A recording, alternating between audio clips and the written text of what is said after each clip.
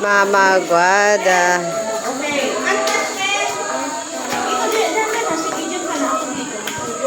Andito ako, nagbibideo.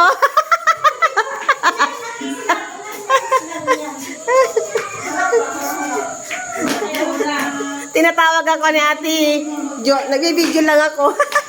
Sorry. Apat na eh. Hala, baka matapa. Ay, ma.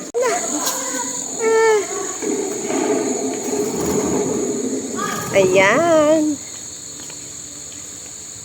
Kayang-kaya pala nila. Oh, hindi na kailangan ng lalaki.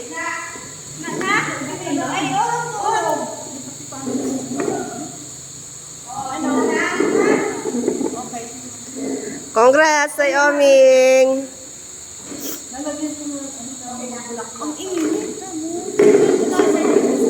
Ayan na si Mama Guada.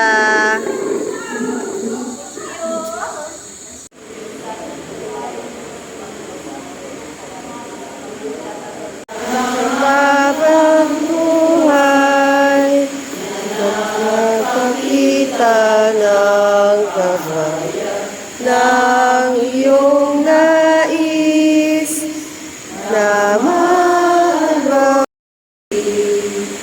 ng hamya at dalisa sa lahat ng langit. Ng Guadalupe, angay langit ay sarili, tanging sa'yo time bago magsimula ang kumpisal.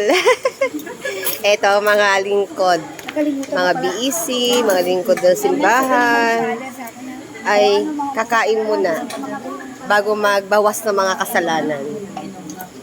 Eto si ate, oh. Kain. Kumakain kami. Kain muna Siyempre ang aming poging sakristan, kumakain na. Na on the spot. Ayan si Marcy, Marcy. Ay, kain po. Kain tayo.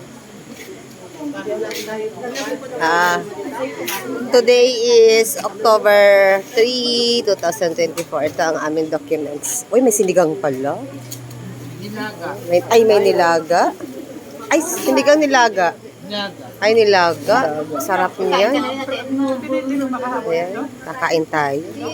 Ito po yung mga handa namin. May nilagang baka. Baboy.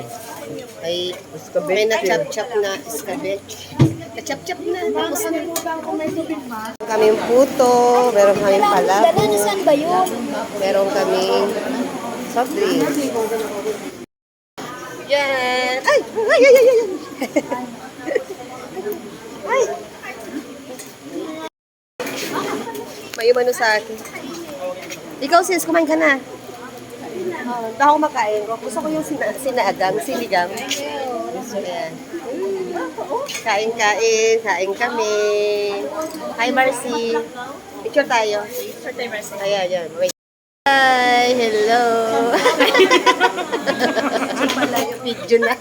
Naging video na. Bago magbawas na mga kasalanan, kami muna ay magpapakabusog. Bago magkumpisalan, magpapakabusog muna kami. Kasi baka, para mamaya,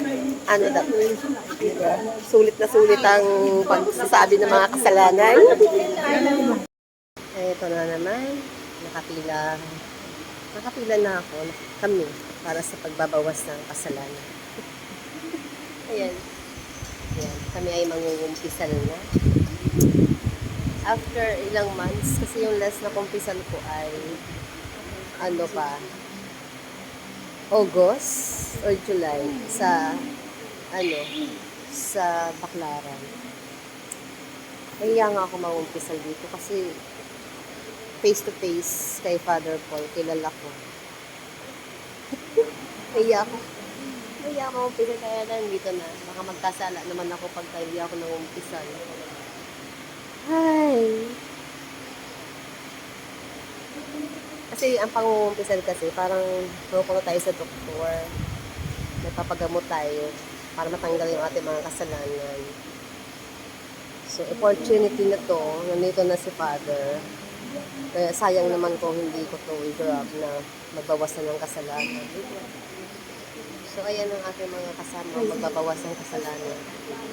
Tatanggap ng sakramento ng kumpisal.